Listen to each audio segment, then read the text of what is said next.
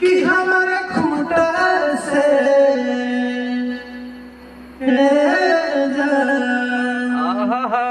हमारा खूंटा से खुला जइबू का शादी होते जान भूला जइबू का हमारे खूंटा से खुला जइबू का शादी होते जान भूला जइबू का दूसरा बाग में जाके दूसरा बाग में जाके